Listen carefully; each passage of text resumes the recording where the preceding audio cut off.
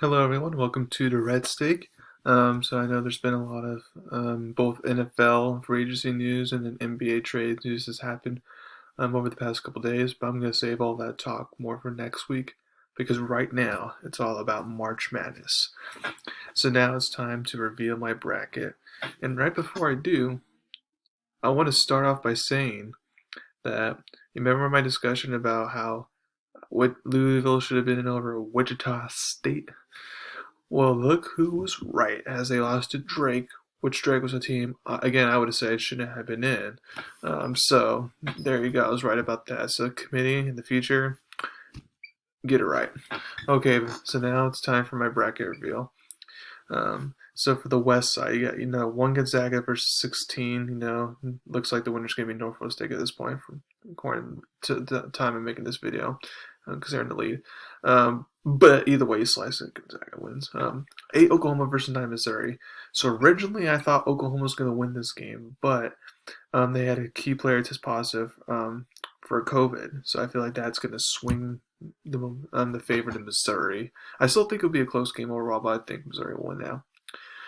5 Creighton versus 12 UC Santa Barbara. Now, again, I said this in my podcast the other day. I think Creighton's severely overrated. And USC Santa Barbara, it's like, yeah, obviously they're not a good conference or anything. But when I'm looking at these higher seed, smaller conference, what I look for is A, are they coming in like with a lot of momentum, like they're winning a lot of games, and then B, it's like if they're in a small conference like that, it's like, okay, even though you're winning a lot, like how like are you winning comfortably? Like if you're a dominant team within your conference, you should be winning comfortably, type of thing. With USC Santa Barbara, that's what I've been seeing. So I feel like that's why they can be able to upset Creighton. I thought it would be a close game coming around to the wire. I'm good. Them winning by a couple points there to get the upset. And then 4 Virginia versus 13 Ohio. Now, normally I would choose Virginia in this case, but with Virginia's COVID issues, they haven't had practice all week and stuff, and then they're gonna fly in, not practice, basically just go ahead and go. So I feel like that's gonna, um, I feel like that's gonna stump Virginia basically, and Ohio can take advantage. Apparently, they have to play their point guard's like an NBA level type of player, and when you have like a very small school with an NBA player in March Madness, you kind of can really see that person grow and shine basically, and they kind of rise in the moment, if you will.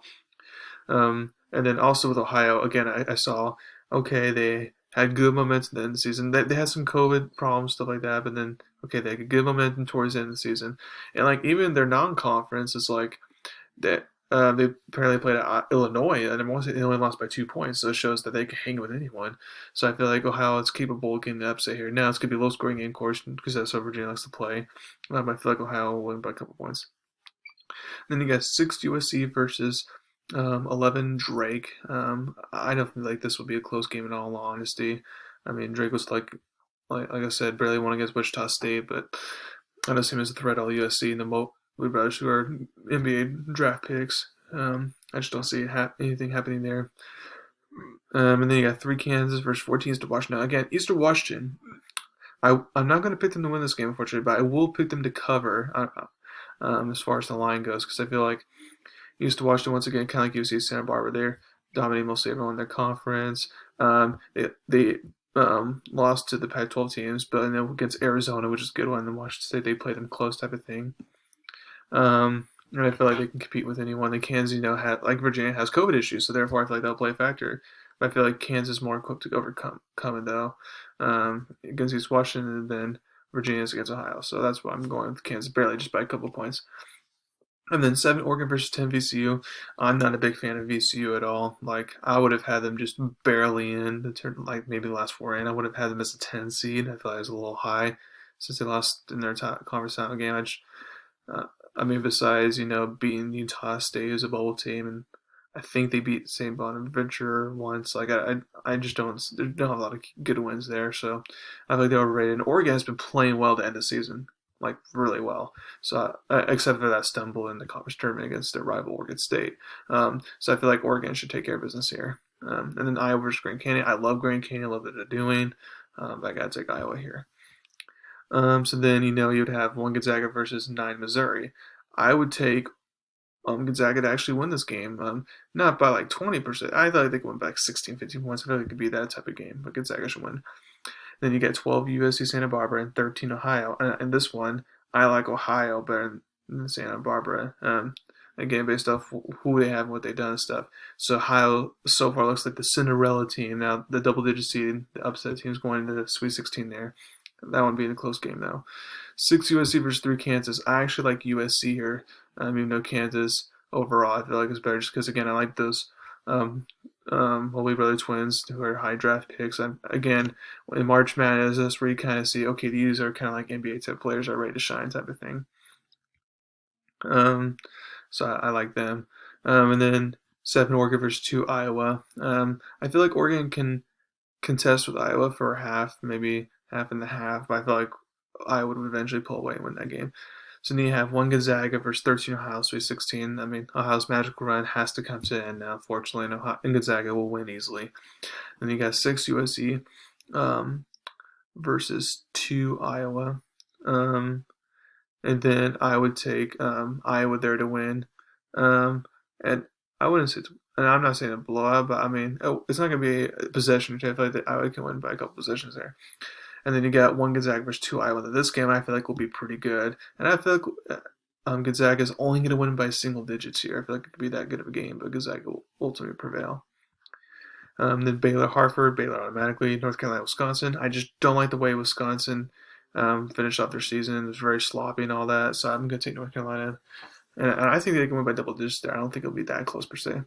Villanova, Winthrop, I feel like Winthrop can make it competitive, but based off their schedule, I just don't see any impressive wins, and they've had a bunch of close ones within conference stuff. I just don't see them being as dominant as other small teams are. But again, I feel like it could be close because of their style of play and stuff. But Villanova, a championship head coach Jay Reinhold should ultimately prevail. Purdue, North Texas. North Texas, they just got lucky in the conference tournament. They kind of don't deserve to be there, so Purdue will take care of business there.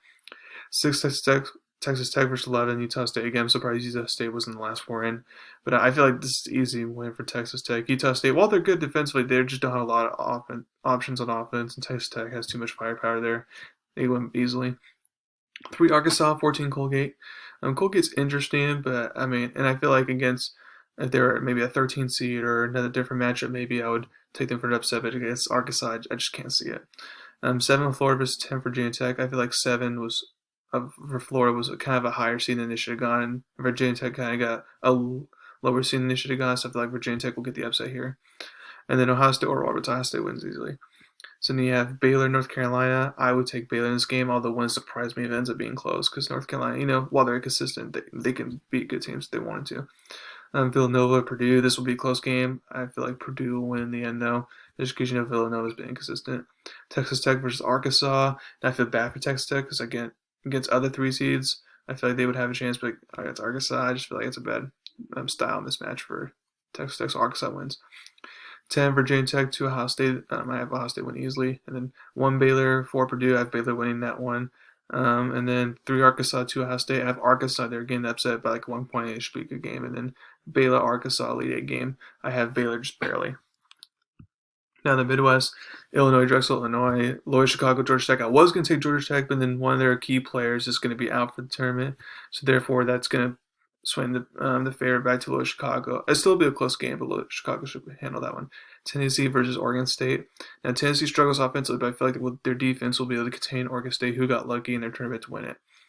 Oklahoma State, Liberty. Again, Liberty against any other potential 4 or 5 seed matchup, I feel like could get the upset, but Oklahoma State, Cunningham's just a different story.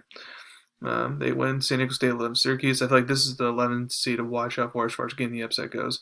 I feel like the way Syracuse played in Virginia AC tournament and then kind of ended their season with some key wins, I feel like Syracuse could beat San Diego State, which San Diego State's a good defense team and they have a good player or 2, but like they're not wanting to go offense for offense with you. And plus Syracuse defense, I feel like can kind of contain San Diego State since they're kind of limited offensively, so I feel like that's a win there, barely, but still win. West Virginia, Morehead State, West Virginia easily, Clemson, Rutgers. Because the way Clemson's in their season, I'm going to take Rutgers there. And then Houston, Cleveland State, Houston easily. So then Illinois, Loyola Chicago, Illinois wins easily. Tennessee, Oklahoma State, I take Oklahoma State here. Syracuse, West Virginia, I'm going to take West Virginia here. In a close game. And then Rutgers, Houston, take Houston. So you have Illinois for Oklahoma State. This would be a very nice game here, Sweet 16 game here, but I'm going to take Illinois to survive. West Virginia, Houston. Again, very close game here, but I'm going to take West Virginia. So you got Illinois, West Virginia. I'm going to take Illinois to survive again to get the Final Four. Then in last bracket, got Michigan versus Texas Southern. Michigan wins easily. LSU versus St. Bonaventure. Now a lot of people like St. Bonaventure, and I don't mind them, but I just feel like against other ACs like Lower Chicago or something, they would have a chance. But against LSU as an AC, that's just not going to work for St. Bonaventure. LSU wins easily. Colorado, Georgetown. Now, I liked their conference championship run because they were so dominant in their conference championship run. I'm going to take Georgetown there over Colorado, who kind of struggled towards the end. Florida State versus UNC Greensboro. I like Florida State here. BYU versus the winner Michigan State, UCLA. If it's UCLA that wins, I feel like that's definitely going to means BYU is most likely going to win. If it's Michigan State, that's going to make it interesting for BYU, and it'll be a close game, which I think it would be. But a lot of the analysts are taking the upset here. This is the legacy to take the upset with, but I'm just going to stick to BYU here.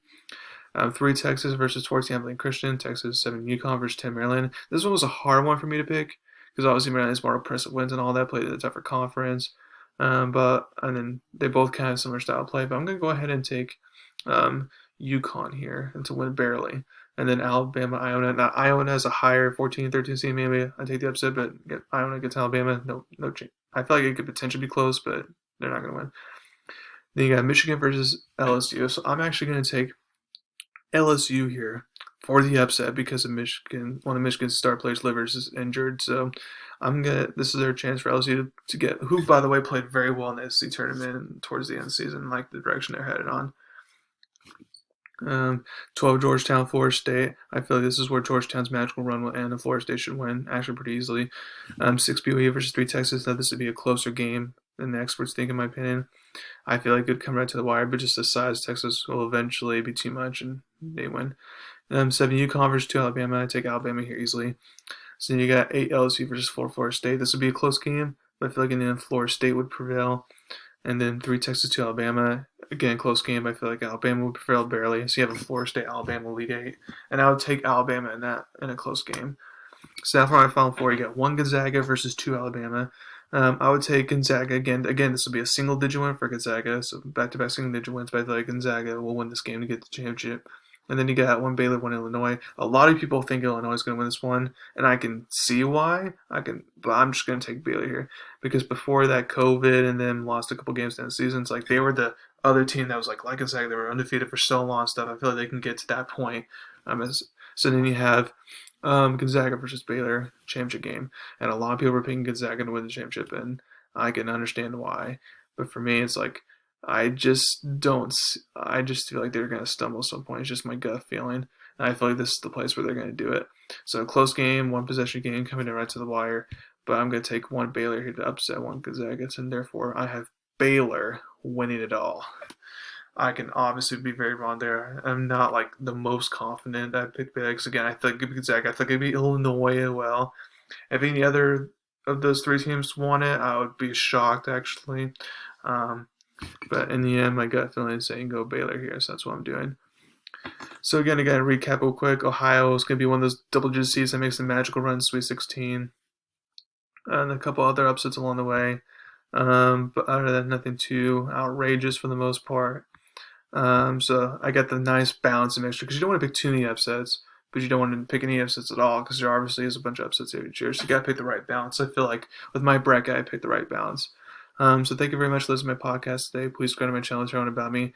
Thank you very much. You all have a wonderful weekend of watching March Madness. Thank you.